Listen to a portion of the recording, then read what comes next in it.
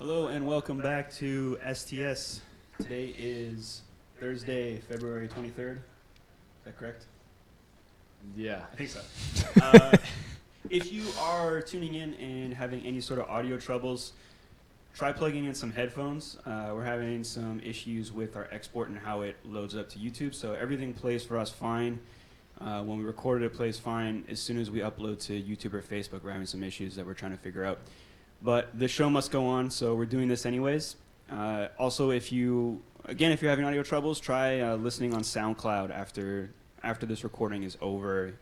We haven't had any issues with SoundCloud, so that should be okay. Anyways, like I said, show must go on. Last week we did 2 episodes. We have the Phantom episode 37, which no one can tune into anymore. Good. But we talked about some things in episode 37 that we did not touch on in episode 38. So before we forget again, we're going to start today's show talking about women's skill in competition. And this was coming off of, that's 2 weekends ago now? Yeah, the Bay Jam. Yeah, the Bay Jam, where we had an NAPC qualifier. And we had a number of women actually show up to compete and jam, and we did this format where we had open skill competition jam type thing. Jam format. And scavenger hunt. We had a finals for that based on the best finishers, but we did not have a women's final.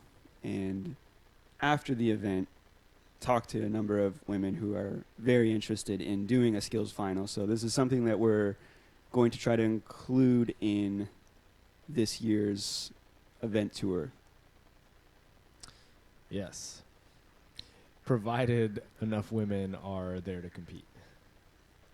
That's the issue we ran into, right? Is like there was a number of women there competing or participating in the jam and the skills comp, but I think only like 3 handed in their sheets. So like, and one of those 3 left like to go catch their flight, and a couple others just like were there, they were doing it, and then they just decided not to participate going forward. So really just pretty much left Alyssa at the top and no one to compete with her.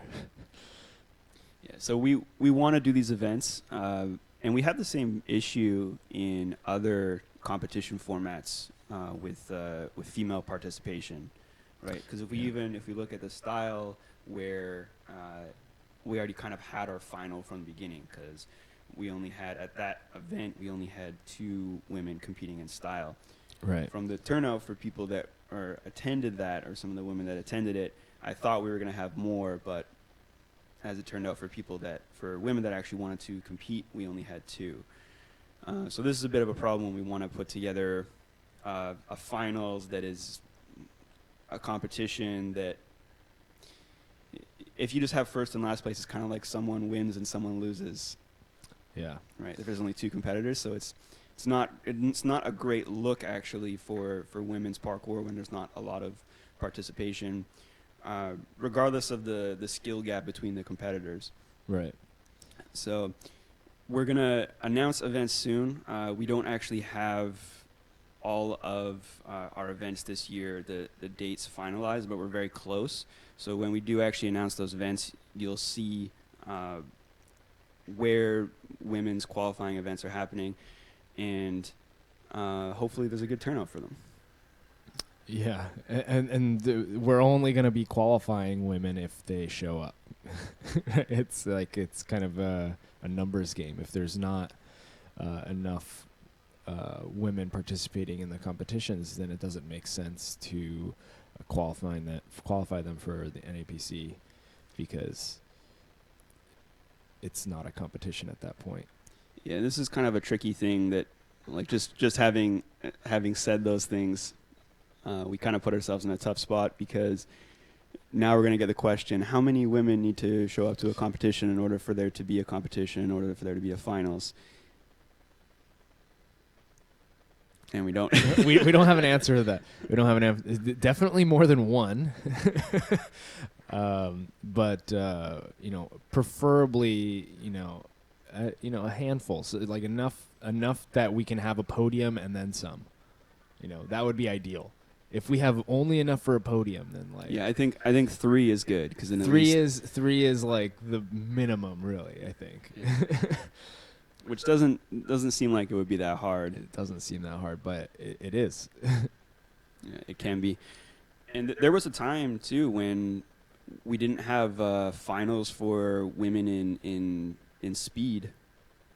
I remember when we did a competition. This was like, what is that, 6 years ago now, or maybe 5 years ago, when the gym was kind of partially open. We had like a soft opening, and we did our summer gathering, and then we were doing a speed event, and that was the first time that we actually had a number of women competing in speed, where someone, I think it was Tyson Cheka, came up to us and was like, we can have a women's speed final. It would be really cool to see, and that's kind of where that started. But before that, if you look at even the PKV Classic, it was all men. Yeah, it was all men in the speed competitions. There was actually no separate women's division. It's like, again, 5 or 6 years ago. So it's still growing. It is, and at least we're at the stage now where we're talking about it, and we're in it. Talking about it live. We're talking about it live, and we're being, we're including women in the sport more, right? And it's and they're showing up, right? That's exciting. The problem is they're still showing up in small numbers, so we need to try to increase because I know there's women out there who are doing parkour, and it's just maybe not all of them feel confident competing. Maybe they just can't make it to whatever events we're hosting. But I mean, just thinking in numbers, there was like, at least at Bay Jam, there was at least like 6 or 7 women there.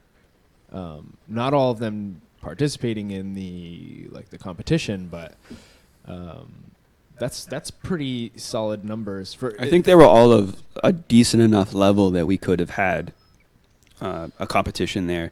And it's partially our fault for not advertising that sort of interest. I talked to only a couple of the women were there, and I kind of just said, we'll see what happens tomorrow before the event. Like, let's see who actually turns out. And as it turned out, only a few women actually handed in sheets that they had completed challenges and were still game to keep competing at that point. Yeah, I think the other, there's the other part of it, which has nothing to do with gender, and it's just the fact that it was held during a jam weekend, which. Yeah, there are a number of men that didn't compete in skill either because of the schedule. Yeah, because it's sometimes people just want to go to the jam and they want to hang out and they want to train more casually, and I can respect that.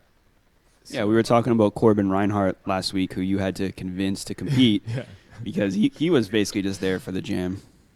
Yeah, yeah. Well, he had registered. He had registered for the competition, but I think he was just kind of like, I just got out of a car for 8 hours or however long it took, so he was just kind of like feeling groggy. But once he started moving, he put together enough to win. So. All right, talking about skill division, talking about women competing in skill divisions this year, hopefully. The other cool thing about this is I think it actually showcases, obviously it kind of sounds redundant, but it showcases parkour talent better than speed courses. Yeah, in a lot of ways, yeah, it does. Oftentimes with speed courses, you're looking for the simplest route, the simplest route to complete something, and sometimes it doesn't even look like Again, depending on what sort of skill level we're looking at in a speed course, sometimes it doesn't even look like the person does parkour.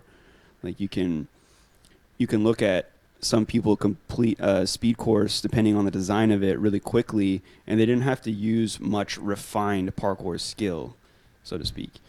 Right. I don't know if you. I do agree. I mean, it really depends on the design of the courses, and but yeah, ultimately like speed wins. Fastest time wins. So a really athletic person can jump in a speed course and do reasonably well as long as they're not like super scared of certain things, right? Like because a mental component is a huge part of speed as well. Like you can get somebody who has been training parkour for a relatively short amount of time and they can do really well in a speed course if they are athletic and go for stuff and don't mess up. If those three factors are in place, then they can still do really well. Whereas in a skill competition, we're looking at things that are really specifically trained by these athletes. So if you can't do like a complex Kong, or a Kong in a complex environment, then and no matter how athletic you are, you're not going to do well. Yeah, like I think I could take someone who is, say, a CrossFit champion, or maybe even other sports too, just someone who's really fast and athletic and is willing to chuck their body at some walls, and they could probably complete a speed course relatively fast. Maybe even in a men's division. I mean, not podium, but get within a second or two of finals, because that's really what it comes down to is the skill or specific parkour skill in speed courses usually makes it different only of fractions of a second. It's really a small differential, those precise movement choices. So yeah, I'm excited for women's skill to actually see specific parkour techniques shown rather than just taking an easy route through a course. Yeah. I agree. I think a good example of like an athletic person with good mental doing well in speed courses is Reno. Our Reno Vogler. Yeah. So our friend from Switzerland, he started parkour here, and he had only been training for a few months, and he competed in a speed course event against our own Corey Methvin. And Corey is normally like a speed demon. He wins. Corey also probably had about 7 years of training under him at that point. 7 years of parkour specific training, plus on top of that, he tends to win everything like here when he does compete, which is pretty rare. But yeah, he competed against Reno, and Reno almost won, but he fell on one of the courses, so he ended up losing a bunch of time. But so 4 months of training versus 7 years of training, and they were within like they were very it was a very again competitive it was like fractions of a second between them. So yeah, but if it was Corey versus Reno in a skill event, Corey would have demolished, would have smoked him. Yeah, because there's no question that 7 years of experience with completing technical challenges is gonna be the one that wins out, the experience level that wins out. Cool. So again, talking about women's skill division competitions, if you have any questions or comments, please leave them in the comments below. Really also we're looking for ways to get the word out there to like how do we get more women to compete in these events. So if you have any ideas, any questions, any comments about it, please hit us up in the comments below. You can also send us an email anytime at info@originsparkour.com, and we'll try to talk about it. Well, we're going to move on for the next topic of today's show. Did you ended up watching Jason Paul's new video, the freeze running video? I did. So I say Jason Paul's video, but this is actually his I guess he does an annual Red Bull Yeah. video. Is it like one per year? Do you know or? That's what he says in his first vlog about it. He says it's once a year he gets to do a big Red Bull video. Right. So I don't want to get into like too many spoilers about the video, but just the video itself before we talk about the vlogs and the behind the scenes. What did you make of the video? Was this like a big deal to you or? To be honest, I wasn't stoked about it when it was being advertised. I was like, oh, that's kind of cool. It seems kind of gimmicky, interesting. When I watched it, I was super impressed. It was really well done, like super cinematic feel to it. I'm always impressed with Jason when he actually like Tries. Yeah. When he tries, when he shows up, he always puts together really interesting lines, and he knows how to play to the camera, and he really used the ice environment in a way that he wasn't trying to fit his parkour to the ice environment. He was just adapting to the environment, which is what we do. Yeah, he did a lot of like sliding around and stuff, which was cool. Like he slid down those stairs, and obviously we just watched that vlog, his third vlog episode on the whole event, and yeah, obviously like sliding down stairs isn't very easy. So he was really challenging himself. He did like a big side pre, like on ice. Like I wouldn't want to do that. Yeah, I actually wanted to talk about the filmmaking a little bit, because it's a matter of taste. So I watch the video, and it's on par with other things we've seen recently with like Storm's drone 2 video. I can't remember the title. I think it's just Drone Parkour 2 or. Yep. It's on par with that. Production is going up, and this is arguably one of the most production that's gone into with like using technology, so using drones, having a guy follow him with a gimbal. And one of the things though is that it's got that style of, there's a lot of cuts and digital zooms, and for me it actually took away a bit from the action. When I watched the whole video the first time, I almost just got this feeling where like, is this a green screen thing, or is, because they've done stuff like that. They did that 2-dimensional what was it, arcade run? Yeah, the one they were on a train. Yeah, so I had to actually watch the behind the scenes of this video to get more appreciation for what he did. And there were some really cool moments in the video itself where it was clear that he was doing something really hard, and you could tell it was ice, and you could see it. But there's also some, I think, just talking about the side pre that you mentioned, where they do like a big digital zoom, like punch in, and it just kind of wrecked it for me. Okay.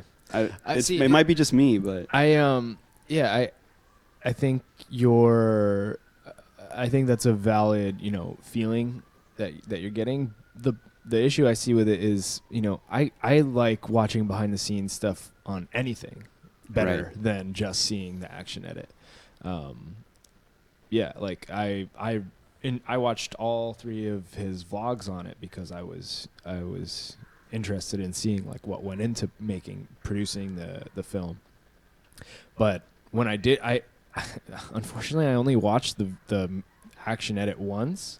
But the feeling I got when I finished watching it the first time was, I really need to watch this again to appreciate it again. But I mean, there's one line he did where they actually showed the whole line twice from 2 different angles. Talking about the stride to slide and everything. Yeah, or? well, yeah, he did like the roll into a slide, and and it's not the most complex movement.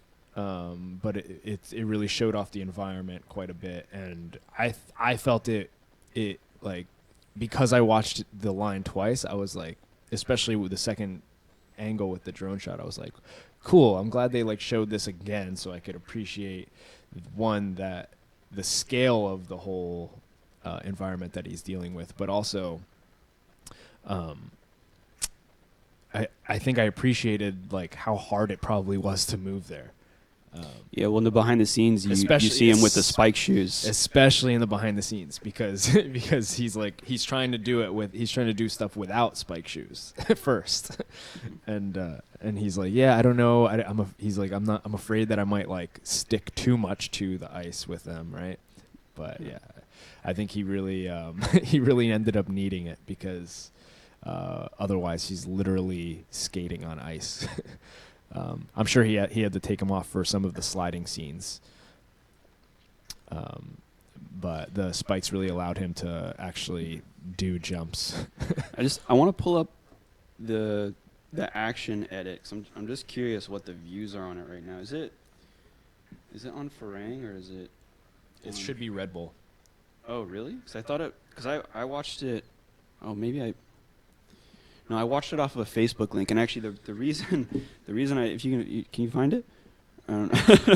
I'm just curious how many like what the view count is, if it's actually a going viral video, successful video, or if it's just kind of average.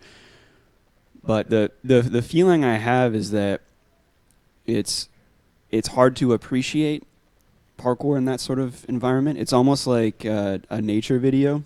You know how nature videos don't tend to, like, it can be you can do some really hard challenges and everything, and it can look really pretty, but they don't tend to be as successful in terms of a viral video as urban parkour.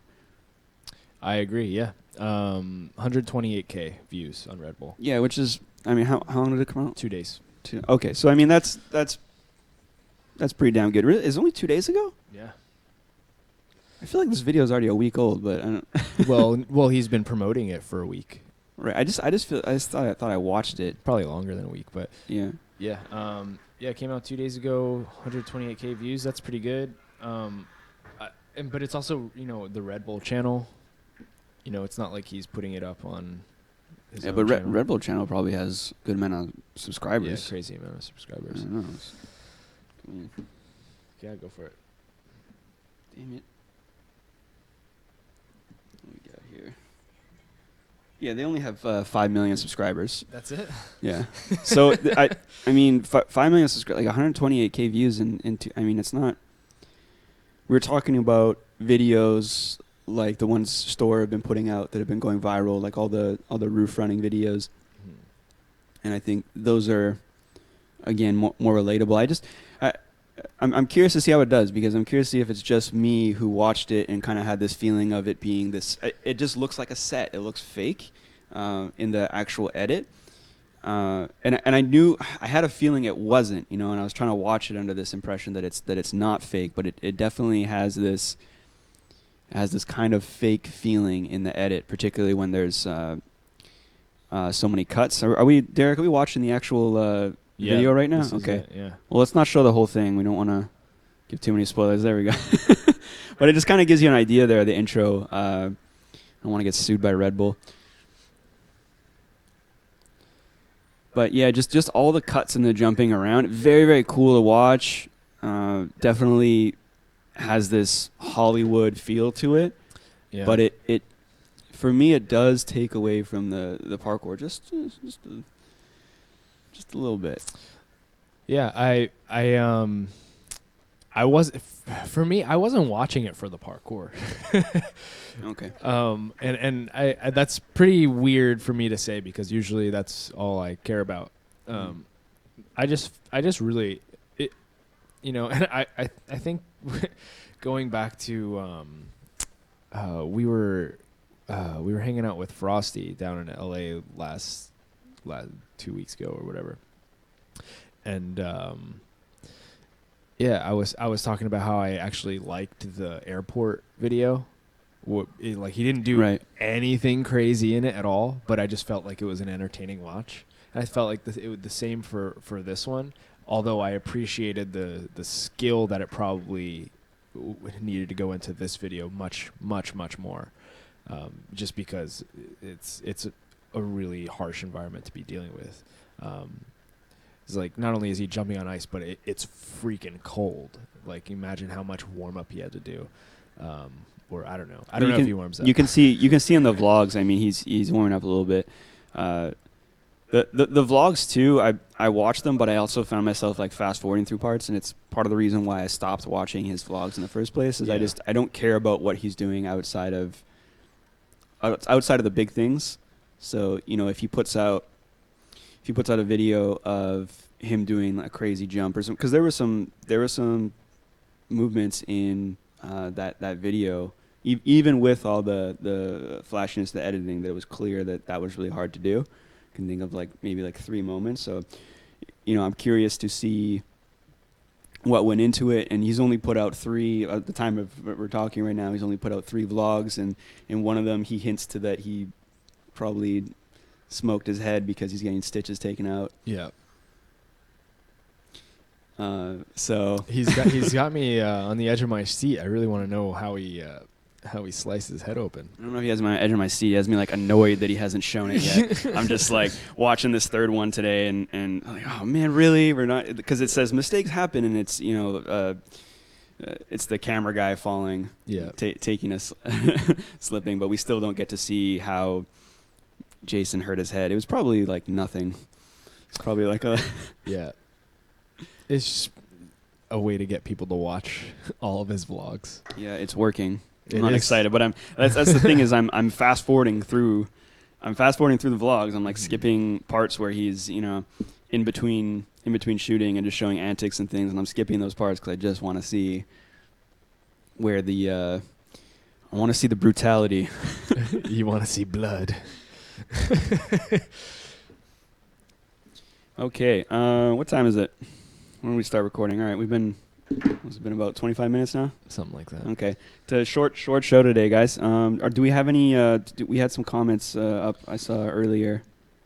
We have some comments. Again, any questions, comments? We're going to try to get this stuff done before episodes, so we're going to have a place for questions and comments before we start recording, so if you missed the live recording, we'll still get around to your question.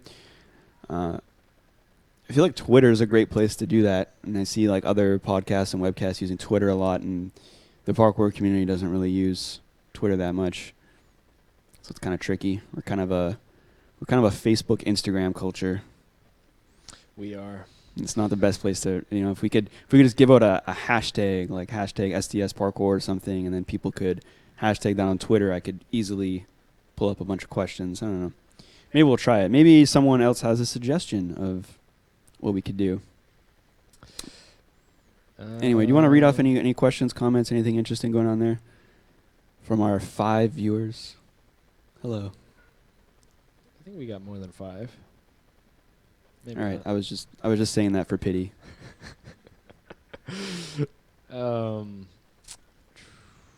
All about those pity views. Pity views. Well, I mean, what can we expect? We had 2 weeks now of shows that kind of didn't really work. So tell your friends STS is working again. If it is, do we have any complaints about sound on today's show? Yeah, a couple. I think there's some. Are we underwater again? Some underwater issues. Yeah, sorry guys. Check it out on SoundCloud. Put in headphones. We couldn't get a hold of our broadcast guy to come in for today's show to fix that. So we just figured the show must go on. We tried our best. We started late, but we're making it happen. Yeah, I mean, not too many questions. We got a couple of questions from Jonathan McCarver. Okay. And he says, well, he wants to know how a gym becomes an NAPC qualifier location. Hit us up. Yeah. Send us a message and maybe we can talk about it.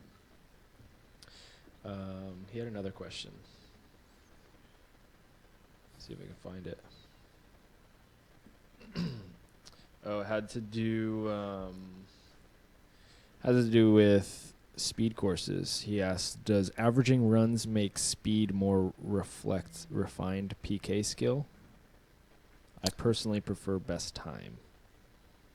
By average runs, I think he means taking two course times, or no, I see what he means. He means if they get 2 runs on a course, but we don't do that. Yeah. We allow one run, so we do best time, and I think that was more or less for the same reason. Yeah. It's also higher stakes. I don't think it's entertaining to watch someone run the same course twice. Yeah, I agree. I mean, provided they have practice time. If they're doing it like on site, then maybe it would be interesting to watch 2 runs of it, because then they learn quite a bit on that first run. But we like to give people practice time on courses because we want to see their best effort, not their like first try on a complex, course. Yeah, realistically speaking, again, we always want to reflect how parkour is popularly practiced. And as far as on site, most elite runners, I should say, they can do a short challenge on site. Yeah. Or like a short set of moves, but doing a whole course that, covers probably like 300 meters and, takes 35 to 40 seconds to complete. That's a lot to ask someone to do on site and do it really well. We're probably going to get what we mentioned earlier, which is an athletic looking person do really simple moves, but nothing exciting, nothing reflective of their refined parkour skill. Yeah. I feel like we need like someone with a different opinion. we do. We really do. But I mean, you're just talking to yourself. Hello. Okay, we got anything else? That's it. Today? Just got a couple. Just got Vinny telling us that we're dads, and okay, that's about it. Our most loyal viewer. Thanks, Vinny. Vinny Fiacco, do you even work? Do you even? I'm just picturing him at at a gym, just has this open. Maybe he's also sipping a coffee, or probably sitting naked in a chair, because that's what he does.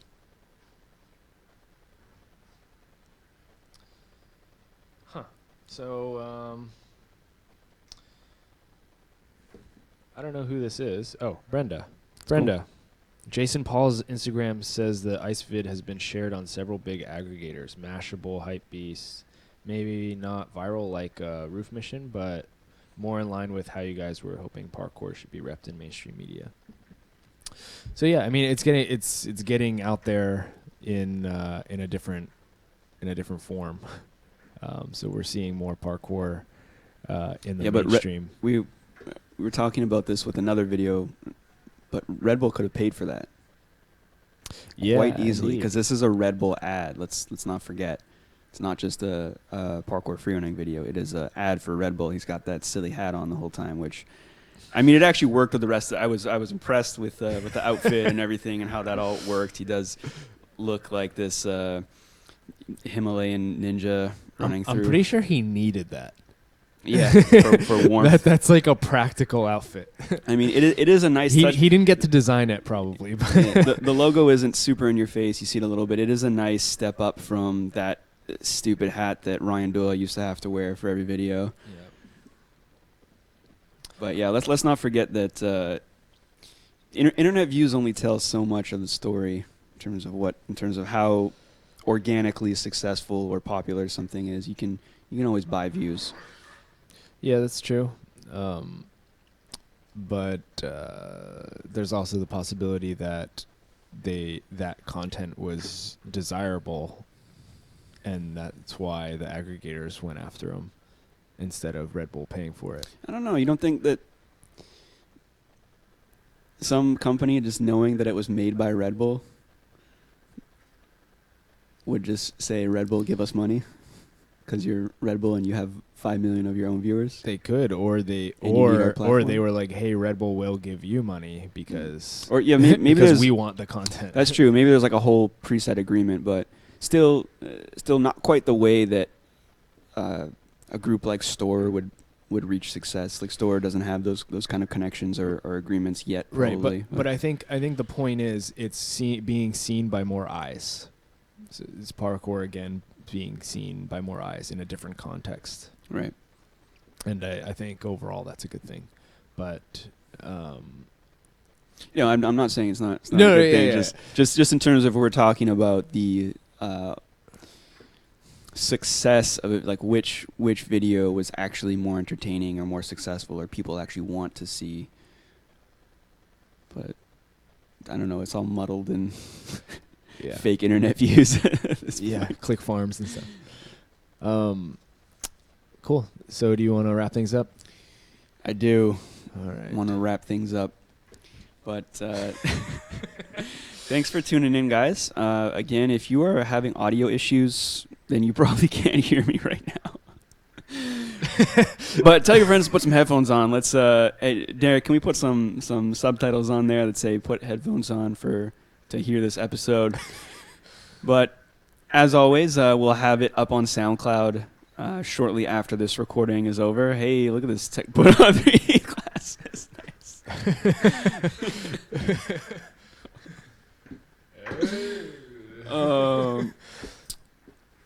Anyways, STS is back. Hopefully next week we'll have things resolved as far as audio. For those of you that are getting the audio, it must be just crisp sounding. It must be just the best thing ever. We had a couple comments about how soothing my voice was. Oh, nice. Should sing a little lullaby to let people out. Okay. Well, in that case, we will see you guys next week. Again, Thursday is 11 a.m. is what we're shooting for. We're a little bit late today. I apologize for that. We're trying to resolve our audio issues, some of which were only made apparent to us just last night. So, yeah, working on it. So if we're still having audio issues, just let us know ahead of time, and then we'll, we got a whole week to plan for the next show. Okay, thanks for tuning in, guys. Again, I'm Renee Scavington. This is Tom Coppola. I forgot our introduction in the beginning. That's all right. Jeez. Okay. People know. We got those little titles up now. Anyways, thanks for tuning in, guys. We'll see you next week. Peace. 2.